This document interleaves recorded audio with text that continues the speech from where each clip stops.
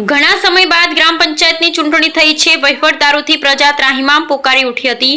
ત્યારે સમગ્ર અરવલ્લી જિલ્લામાં ઉપસરપંચની આજરોજ ચૂંટણી પ્રક્રિયા હાથ ધરવામાં આવી। મોડાસા તાલુકાની કુડોલ ગ્રામ પંચાયતમાં નીતિનકુમાર કાનાભાઈ પટેલ ઉપસરપંચ પદે બિનહરીફ ચૂંટાઈ આવતા પંચાયતના સરપંચ ખેમચંદભાઈ તથા બોડી સભ્યો વિશાલ ખાંટ, અશ્વિનકુમાર પરમાર, કર્ણાવતીબેન ઠાકુર, અરુણાબેન પ્રણામી અભિનંદન પાઠવ્યા હતા।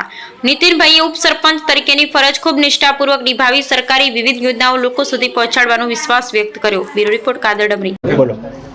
મારું નામ ખેમચંદભાઈ કોયાભાઈ પરમાર, કુડોલ ગામ પંચાયત સરપંચ તરીકે ચૂંટાયેલો છું। મારાથી જે કંઈ સેવાઓ ગામજનોને બનશે તે કરવા માટે હું સંમત છું અને આજ સુધીમાં જે કંઈ કરવાનું છે સહસંમતિ બધાને મળી ભેગા મળીને કરીશું એવી મારી। નીતિનકુમાર કાનાભાઈ મારું નામ છે। આજે મારા ગામજનોને તમામ મને ડેપ્યુટી સરપંચ તરીકે બિનહરીફ કરી ચૂંટાયેલો છે અને દરેકને જે બી કામકાજ હોય તે મને સંપર્ક કરી। 5 વર્ષથી આ તમે આ જે ઉપપ્રમુખ તરીકે તમારી જે નિમણૂક થઈ એમાં 5 વર્ષમાં લોકહિત માટે શું કાર્યો કરશો? જે મારાથી થશે સાથ સહકાર આપીને કામ કરાવીશ।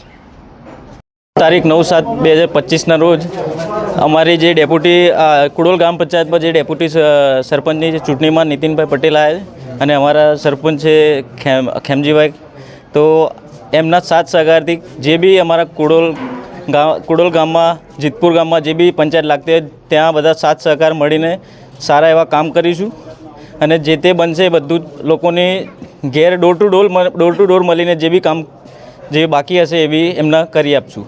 આ જે 5 વર્ષથી કામ મતલબ સરપંચ તરીકેનો જે રૂધાયો છે કામ, જે વિકાસના કામો રૂધાયેલા છે, તો જો 5 વર્ષમાં તમને કેવી આશા છે, કેવા કામ થશે? ના, સારા કામ થશે। જે બી અમારાથી બનશે, જે સરપંચશ્રી જે ડેપ્યુટી સરપંચશ્રી એમને મળીને અમે અમારાથી જે બી બનશે એ કરી આપશું।